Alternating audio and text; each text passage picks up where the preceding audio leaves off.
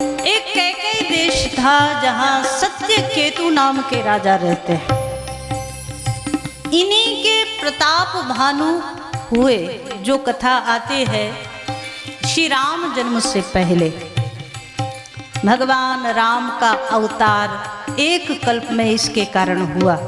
शंकर जी पार्वती जी को सुनाते हैं प्रताप भानु की कथा। अच्छा, इस प्रताप भानु एक दिन जंगल में गया शिकार खेलने के लिए।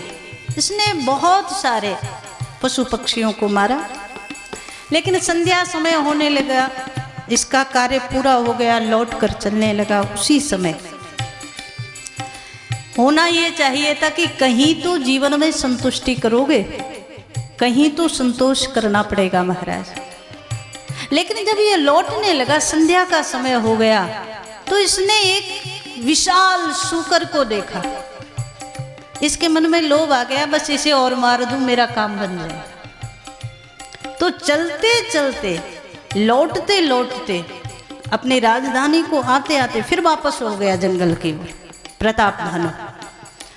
और यहीं से इसका पतन प्रारंभ हो गया महाराज। कामनाएं जब जब बढ़ने लगेंगी तब तब समस्या का विषय है महाराज। आवश्यकताओं की पूर्ति के लिए परमात्मा ने बहुत साधन दिए हैं, पर कामनाओं की पूर्ति बड़ी खतरनाक है। प्रताप भानु उसका पीछा करता हुआ गया। ये कौन है तो मानसकार कहते हैं ये काल केतु नाम का राक्षस है। इसका बड़ा परिवार था, कई भाई थे, अनेक अनेक सब प्रताप भानु ने मार दिए युद्ध में। ये उस बैर को आज याद करके प्रताप भानु को रास्ता बुलाता है। काल केतु निश्चर तह आवा। मानस में दर्शन आया, प्रताप भानु इसके पीछे पीछे चला गया। बड़ी दूर जब पहुंच गया तो सूकर तो कहीं नजर नहीं आया, वो तो अदृश्य हो गया। चारों ओर देखा तो अब तक रात्रि हो चुकी थी, अब कहाँ जाए। चारों ओर जंगल में भटकते भटकते एक कहीं कोई कुटिया नजर आ गई। इसको लगा कोई साधु है, कोई संत है। उस कुटिया में चला गया। मानस में दर्शन आया।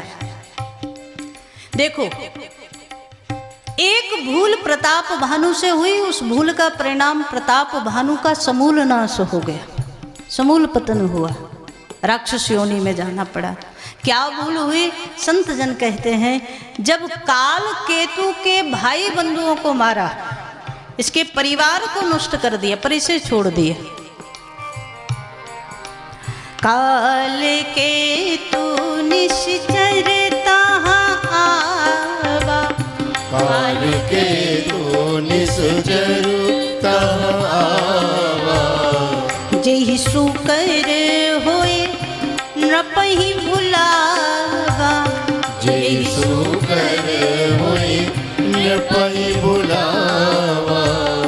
जेहि सूकर होए नृपहि भुलावा। जेहि सूकर होए नृपहि भुलावा। इस प्रताप भानु ने इसका सारा परिवार तो नष्ट कर दिया। कई कई राक्षसों का परिवार था, सबको मार दिया, पर इसे छोड़ दिया जिंदा। और यही भूल हुई।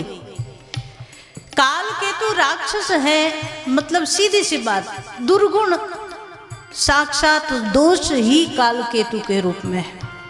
तो दोषों के परिवार को मार दिया जाए, दुर्गुणों के और अन्य अन्य सहयोगियों को मार दो, पर मूल को छोड़ दो, तो वो किसी न किसी दिन तुम्हारे साथ धोखा कर ही देगा, कहीं न कहीं तुम्हारे जीवन को पतन की ओर ले जाएगा। ये हनुमान जी से सीखो। हनुमान जी लंका में गए तो जितने निपटा सकते थे उतने राक्षसों को साथ ही साथ काम कर दिया। लौटने लगे तो बड़ी जोर की गर्जना की, चलत महाधुनि गरजे सी भारे। तो जब गर्जना की तो किसी ने हनुमान जी से पूछा, महाराज जब आपने अशोक वाटिका उजाड़ी तब गर्जना नहीं की, जब आपका अक्षय कुमार से वध हुआ तब भी गर्जना नहीं की, जब रावण का पुत्र मेघनाथ आया, मेघनाथ से युद्ध हुआ, अरे युद्ध में गर्जना करते तो समझ आता, लेकिन वहां भी आपने गर्जना नहीं की। लेकिन लंका से सारा काम निपटा कर चलने लगे तब मानसकार कहते हैं। वहाँ हनुमान जी गर्जना करते हैं। तो यहाँ गर्जना का क्या मतलब है महाराज? हनुमान जी धीरे से मुस्कुराए, कहा जितने हम काम कर सकते थे, जितना हम राक्षसों को मार सकते थे उतना तो हमने मार दिया, पर हमने देखा कि कुछ राक्षस लोग राक्षसियों के गर्भ में हैं, अभी जन्म लेकर नहीं आए। तो हनुमान जी ने एक गर्जना में वो मूल को नष्ट किया, क्योंकि कल आने वाले समय में ये भी संसार को दुख देने वाले हैं। चलत महाधुन गर्ज से भारी, चलत महाधुन गर्ज से भारी, चलत महाधुन गर्ज से भारी, चलत महाधुन गर्ज से भारी, गर्भस्रम ही सुन निश्चर नारी, गर्भस्रमयी सुन निश्चर नारी। हनुमान जी जब चले तो चलत महाधुनि गर्जे से, चलते समय गर्जना की, और मानो समूल राक्षसों का नाश कैसे हो उसकी विधि संसार को बताई। दुर्गुणों को तो मूल से नष्ट करो। किसी पेड़ की केवल डाली काट दोगे तो वो आज नहीं तो कल फिर वो हरा भरा हो जाएगा, और दुर्गुण रूपी वृक्ष की तो केवल डालियां ही काटना। महाराज मानस में दर्शन आया कि आज केवल दुर्गुण रूपी वृक्ष की डालियां नहीं, मूल को नष्ट करना बड़ा जरूरी है। मानसकार कहते हैं, यहाँ प्रताप भानु आदि सृष्टि उपजी तबहि, तब उत्पत्ति भय मोर। ये भी काल केतु का ही एक सहयोगी था, जो साधु बनकर के बैठा था। उस कपट मुनि के यहाँ रात्रि में पहुंच गया अनजाने में। अब वो तो पहचान गया कि ये प्रताप भानु है, क्योंकि युद्ध में हारा हुआ राजा ही था, आज साधु बनकर के बैठ गया और प्रताप भानु ने ही इसको हराया। तो वो तो पहचान गया कि ये प्रताप भानु है। लेकिन प्रताप भानु साधु का वेश देखकर साधु ही समझा, और उसको मानस में दर्शन आया कि आज जब प्रताप भानु यहाँ आया, परिचय हुआ, तो सत्य केतु का पुत्र आज सत्य की रक्षा नहीं कर पाया। प्रताप भानु का अंत, प्रताप भानु का पतन क्यों हुआ? सत्यशील दृढ़ ध्वजा पताका, वो सत्य की रक्षा जो नहीं कर पाएगा उसका पतन ही होगा। जैसे ही परिचय होने लगा तो महात्मा बने हुए उस कपट मुनि ने पूछ लिया कि आप कौन हैं? प्रताप भानु ने कहा, महाराज पहले आप अपना परिचय दें, आपका नाम क्या है? इसने कहा, मेरा नाम तो एक तनु है। तो प्रताप भानु ने कहा, एक तनु का मतलब? बोले, जब सृष्टि प्रकट हुई थी ना तभी हमारा जन्म हुआ था, इसके बाद हमारा मरण हुआ ही नहीं, तब से हैं हम, इसलिए एक तन, एक ही शरीर में है, इसलिए हमारा नाम एक तन। प्रताप भानु को बड़ी श्रद्धा पैदा हुई। मानस में दर्शन आया, महात्मा ने कहा, अब अपना परिचय बताओ। कपट मुनि बोला। प्रताप भानु धीरे से मुस्कुराए और सोचने लगे कि अपना सही सही नाम तो ना बताऊं, झूठ बोल देता हूं। और तब मानस में दर्शन आया, प्रताप भानु ने अपना असली परिचय छुपा लिया। नाम प्रताप भानु अविनीशा, तासु सचिव में सुनहु मुनीसा।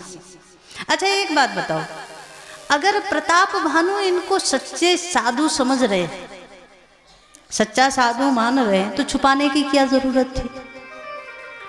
प्रताप भानु को तो नहीं पता ना कि ये कपट मुनि है, कोई कपट में वेश बना करके बैठा है, वो तो साधु ही समझ। तो साधु से दुराव करने की क्या जरूरत थी? छुपाव करने की क्या जरूरत थी? कहीं ना कहीं सत्य की केतु का ह्रास हुआ, सत्य की ध्वजा कटी। और अगर ये मान लें कि चलो प्रताप भानु को लगा कि शायद ये साधु ना हो, कोई शंका बनी रही, इसलिए प्रताप भानु ने अपने आप को छुपाया और इतना कह दिया कि मैं प्रताप भानु का सचिव हूँ। राजा प्रताप भानु का सचिव अपने आप को बताया। तो मानसकार को हंसी आई होगी कि अगर प्रताप भानु को अपना असली परिचय देना ही नहीं था तो फिर प्रताप भानु का नाम लेने की, उससे संबंध बताने की क्या जरूरत थी? कोई और नाम ले देता, किसी और का नाम परिचय दे देता, बात खत्म हो जाती। लेकिन प्रताप भानु का सचिव हूं ये कहने की क्या जरूरत थी?